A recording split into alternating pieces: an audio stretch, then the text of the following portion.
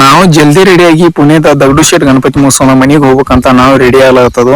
ಇಲ್ಲಿಂದ ಪುಣೆ ಇನ್ನೂ 167 ಕಿಲೋಮೀಟರ್ ಇತ್ತು. ಅಲ್ಲಿ ಪುಣೆಗೆ ಹೋಗಿ ಪುಣೆದಿಂದ 263 ಕಿಲೋಮೀಟರ್ ನಮ್ಮ ಊರು ತೋರಿಸಿತ್ತು.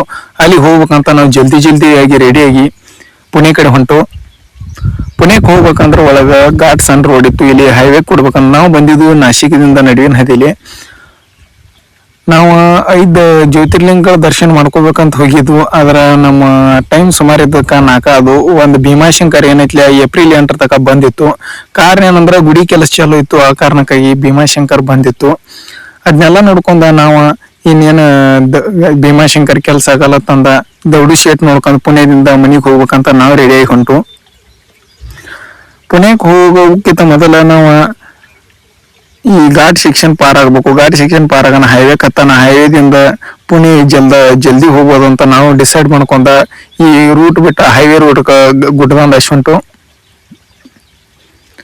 ನಮ್ಗೆ 5 ದಿವಸದಾಗ ಇದೇ ರೋಡ್ ಒಂದ್ ಜರ ಕಷ್ಟ ಆತ್ರಿ. ಯಾಕಂದ್ರೆ ಇದು ಸ್ಟಾರ್ಟಿಂಗ್ ಇಂದ ಗುಡ್ಡ ಇತ್ತು. ಹಾಗ ಇಲ್ಲಿ ಹೋಟೆಲ್ದಾಗ ನಾಷ್ಟ ಏನಂದ್ರ ಯಾನ್ ತೋತಿವಿ ಒಂದ ತೋರಿ. ಯಾಕಂದ್ರೆ ಗ್ಯಾಸ್ ಅದ ಮುಷ್ಕಿಲ್ ಆಗೈತಿ, ಗ್ಯಾಸ್ ಸಿಗೋದಲ್ಲ ಅಂದ್ರು ಇವ್ರ. ಹಾಗ ದಗಡುಶೇಟ್ ಗಣಪತಿಗೆ ಬಂದ ಆಶೀರ್ವಾದ ತಗೊಂಡ. ಇಲ್ಲಿ 100 ರೂಪಾಯಿ ಟಿಕೆಟ್ ತಗೊಂಡು VIP ದ ಒಳಗೆ ಹೋದ. ಯಾಕಂದ್ರೆ ಇಲ್ಲಿ ನಂಬರ್ ಹಚ್ಚಿರ 4-5 ತಾಸು ನಂಬರ್ ಇತ್ತು. ನಮಗ ಕಾಯ್ಲಾಕ ಟೈಮ್ ಇಲ್ಲಾಗಿತ್ತು. ನಾವು ಮನೆಗೆ ಹೋಗೋ ಕಾರಣಕ್ಕಾಗಿ ಗಾಸ್ನ ಟಿಕೆಟ್ ತಗೊಂಡು ದರ್ಶನ ಮಾಡ್ಕೊಂಡ ನಾವು ಸಾತಾರ್ ಕಡೆ ಹೊಂಟವ್ರಿ. ಸಾತಾರ್ಕ್ ಹೋಗ್ಲಿಕ್ಕೆ ಮೊದಲ ಇಲ್ಲೊಂದು ಬೆಟ್ಟ ಐತ್ರಿ. 9, 8, 7.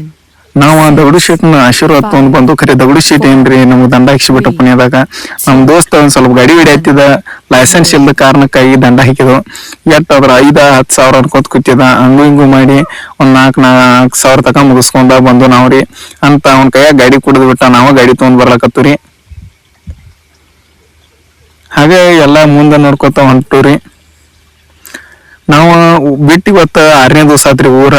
ನಾವು ಮೊದಲು ಸ್ಟಾರ್ಟಿಂಗ್ ಪಂಡ್ರಾಪುರದಿಂದ ಓಂಕಾರೇಶ್ವರದಿಂದ ಗ್ರೇಷ್ಣೇಶ್ವರದಿಂದ